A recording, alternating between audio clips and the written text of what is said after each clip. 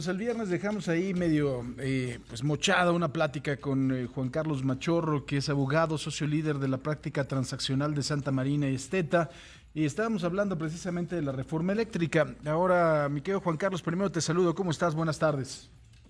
Gusto en saludarte. Buenas tardes, Francisco, a tus órdenes. No escuchamos a Juan Carlos o no sé si yo soy el que no lo escucho. Sí, sí lo escuchamos. ¿Me escuchas? Ahora sí, Juan Carlos. Francisco, buenas tardes. ¿Cómo estás? A tus órdenes. Con el gusto de saludarte, por supuesto. Pues Juan Carlos, una de las dudas, ahora un poco leyendo columnas el fin de semana, un poco leyendo algunos segmentos que han trascendido de la propuesta de resolución de este amparo para o esta acción de inconstitucionalidad de la ley del sector eléctrico que está analizando la ministra Loreta Ortiz.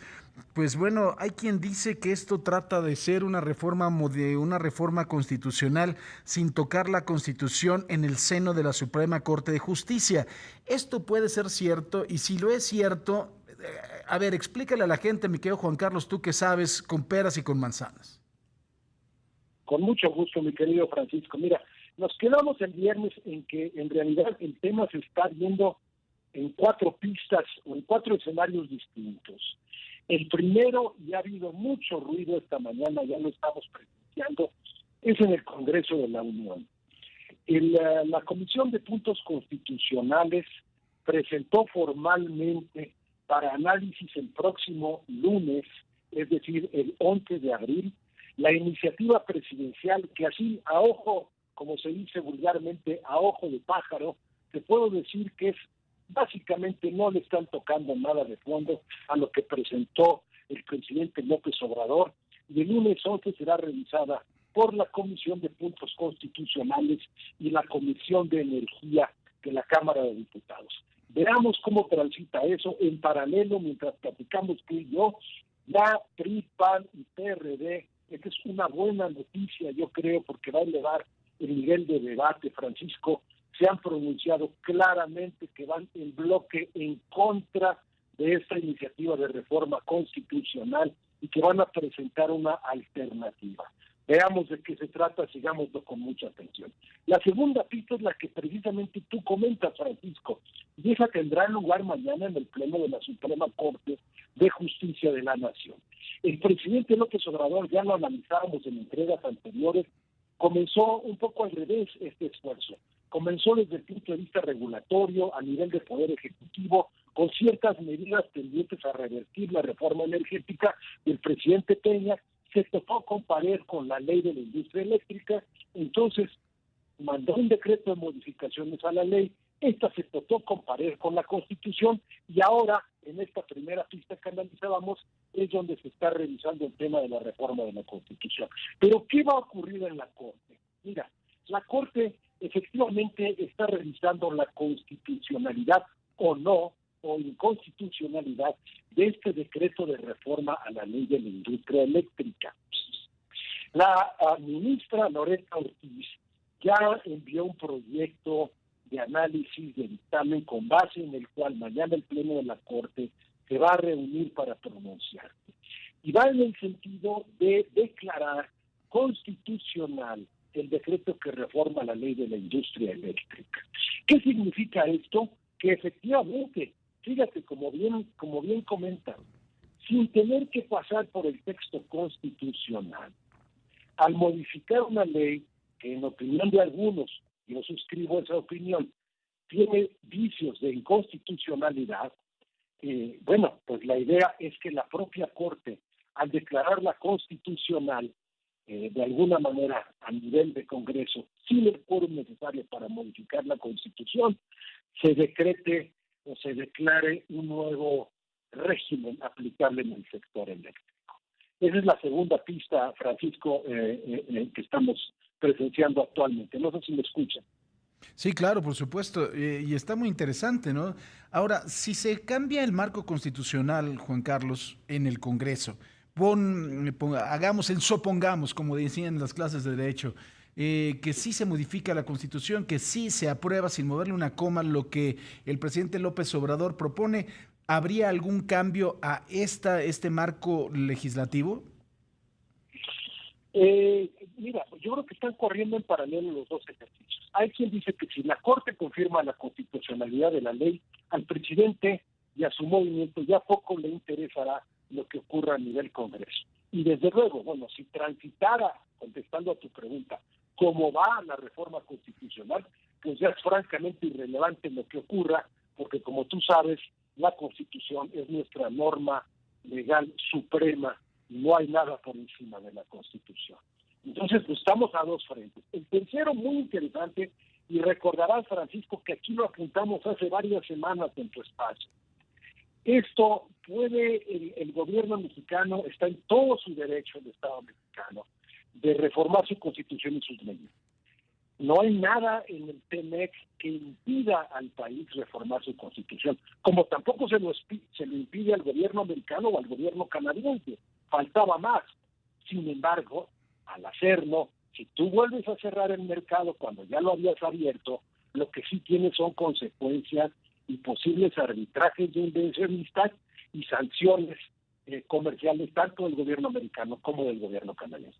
Tú puedes reformar lo que quieras, que no tenga consecuencias y sanciones es otra historia. Eso lo estamos viendo, lo vimos la semana pasada, lo vamos a continuar viendo. Ya platicábamos, Francisco, de la representante comercial del gobierno americano, Catherine Tai, de la visita de John Kerry, de las palabras del embajador Salazar, de la presencia de Catherine Tai en el Senado de los Estados Unidos, donde republicanos y demócratas al unísono están lanzando la voz de manera muy preocupante para referirse a estas acciones del gobierno mexicano. El gobierno americano está diciendo claramente, México va en dirección opuesta al TEMEC, va en dirección opuesta a los compromisos que asumió con sus socios comerciales. Y esto, Francisco, es sumamente preocupante. El año pasado caímos de una inversión pico en 2018 de $5,000 millones en el sector, apenas en 2021 a 455 millones, Francisco.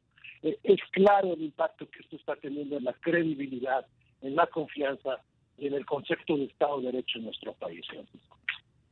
Oye, Juan Carlos, otra pregunta. Regresando a lo que estaba sucediendo en la Suprema Corte de Justicia y que por lo que estoy entendiendo y nos estás explicando es crucial, ¿qué es lo que pasa con la votación? De si son 4 votos en favor, 8 votos en contra. ¿Cuál es el asunto? ¿Qué es lo que pasa con esta ley con el número de ministros que votan en favor o en contra? Muy excelente pregunta, Francisco. Mira, como sabemos, en el Pleno de la Corte votan 11 ministros de la Corte. En materia de control constitucional, es decir, para que la Corte pueda considerar, como en este caso, sea una ley o unas modificaciones a una ley como inconstitucionales, nuestra Constitución señala que se requiere de una mayoría no absoluta, sino calificada de 8 de 11 votos. Esto quiere decir que para que se declarara inconstitucional este decreto de reformas a la ley eléctrica, tendrían que votar por la inconstitucionalidad 8 ministras. Ya vimos que de los 11, pues ya tenemos una, que es la ministra Loretta Ortiz, en un sentido, y con que votaran otros 3, no se lograría la mayoría calificada. Hay quien argumenta desde el punto de vista constitucional, Francisco, que es un sinsentido requerir 8 de 11 votos para declarar la inconstitucionalidad. ¿En dónde descansa esto? Bueno, pues en una presunción de que en teoría las leyes y las modificaciones a las leyes que surgen del Congreso, al ser los señores diputados y senadores congresistas, hacedores de leyes, conscientes del marco constitucional en el país, pues ya tiene una presunción de constitucionalidad. Sin embargo, estamos viendo que a diferencia de otros países, el quórum o la mayoría calificada de 8 de 11 ministros parece ser muy elevada para estos temas. Entonces, muy interesante lo que va a ocurrir ahí, Francisco, en términos constitucionales y desde luego para el devenir de la industria eléctrica. Pues sí, un tema fundamental. Pues querido Juan Carlos, ¿qué nos queda más que esperar, no? Pues según lo que estoy entendiendo. Estamos muy atentos, va a haber mucho ruido en estos días, esperemos en estos días y semanas, ruido en el Congreso, ruido en la Corte, ruido en el sector, mucho ruido en el tema geopolítico, Recordemos respecto de esta iniciativa constitucional que mandó el presidente López Obrador el 1 de enero. Hoy hay artículos en toda la prensa.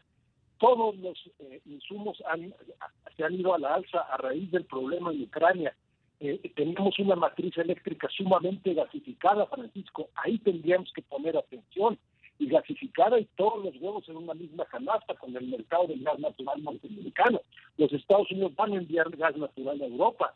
El mundo se está moviendo y no podemos quedarnos atrás, mi querido Francisco. Tenemos que ir de la mano de todos los países y sobre todo de las tendencias y el cuidado a nuestro planeta, Francisco. Estemos muy atentos. Claro que sí. Juan Carlos Machorro, socio líder de la práctica transaccional de Santa Marina y Esteta. Te agradezco mucho, Juan Carlos, que hayas estado con nosotros el día de hoy. A tus órdenes, Francisco, un abrazo.